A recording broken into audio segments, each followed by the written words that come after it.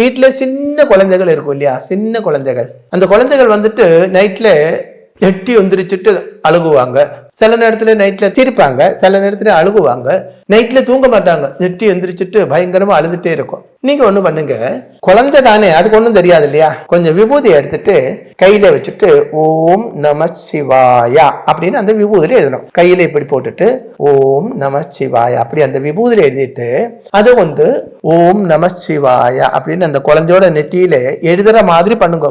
சின்ன குழந்தை எழுதுறதெல்லாம் கஷ்டமா இருக்கும், அதோட கண்ணில எல்லாம் டஸ்ட் போகக்கூடாது. ஓம் நமச்சிவாயா அப்படின்னு பண்ணி பாருங்களேன்.